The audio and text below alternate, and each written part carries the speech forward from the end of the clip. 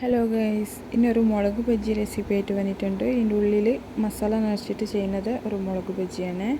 ഇതെങ്ങനെ ചെയ്യേണ്ടേ നോക്കാമല്ലോ. അതിനായിട്ട് ഞാൻ 4 മുളക് എടുത്തിട്ടുണ്ട്. അതിനായിട്ട് മസാലയ്ക്ക് ആയിട്ട് 2 ഉരുളക്കിഴങ്ങ് കുക്കറിലിട്ടിട്ട് ഒന്ന് വേവിച്ചെടുത്തിട്ടുണ്ട്. അതൊന്ന് ഉടച്ചെടുത്തിട്ട് അതിലേക്ക് 1 സ്പൂണ് ചാട്ട് മസാല കൂട്ടുന്നുണ്ട്. ചാട്ട് മസാല ഇഷ്ടമില്ലാത്തവർ ഗരം മസാല വേണമെങ്കിലും കൂട്ടാം. അതിലേക്ക് കുറച്ച് ഉപ്പും കൂട്ടിയിട്ട് ഒന്ന് മിക്സാക്കി എടുക്കുന്നുണ്ട്. അതൊന്ന് നല്ലോണം മിക്സാക്കി എടുത്തിട്ട് ഞാൻ പച്ചമുളക് 4 എടുത്തിരുന്നല്ലേ, അതിനെ നടുക്ക് കീറിയിട്ട് അതിൻ്റെ കുരുവെല്ലാം എടുത്ത് മാറ്റിയിട്ട് ഇനിയൊരു പാത്രത്തിലേക്ക് ഞാൻ കടലപ്പൊടി എടുക്കുന്നുണ്ട്. കടലപ്പൊടി 1.5 കപ്പ് എടുക്കുന്നുണ്ട്.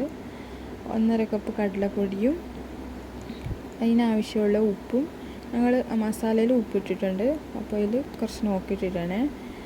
ഉപ്പും മഞ്ഞളും കുറച്ച് ജീരകം ഇട്ടിട്ട് ഒന്ന് മിക്സാക്കി എടുക്കുന്നുണ്ട്. ഞാൻ ജീരകം ഇടുമ്പോൾ ഇങ്ങനെ ഗ്യാസ് അങ്ങനത്തെ എല്ലാം ഇതാവില്ല പറഞ്ഞിട്ടാണ് ജീരകം ഇടുന്നത്. ഒന്ന് കട്ടിയിൽ മിക്സാക്കി എടുത്തിട്ടുണ്ട്.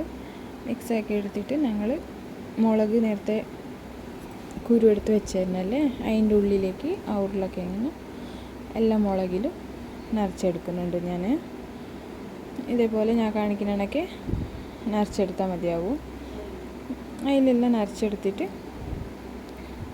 ഞാനിപ്പോൾ എല്ലാ മുളകിലും ഒന്ന് നിറച്ചെടുത്തിട്ടുണ്ട്.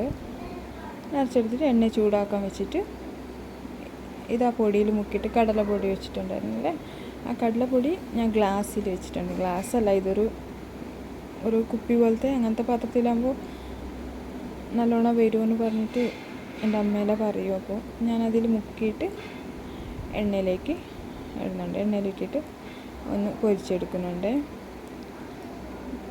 വൈകുന്നേരം ചായ അടിക്കാൻ പോലെ നല്ല കടിയാണ് ഇത്. എല്ലാവരും ട്രൈ.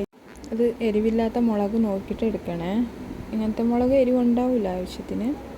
എല്ലാവരും ട്രൈ ചെയ്ത് നോക്കി. എൻ്റെ വീഡിയോ ഇഷ്ടമായാൽ എൻ്റെ ചാനൽ സബ്സ്ക്രൈബ് ചെയ്യണേ, ലൈക്ക് തരണോ, സപ്പോർട്ട് ചെയ്യണേ എല്ലാവരും. Thank you.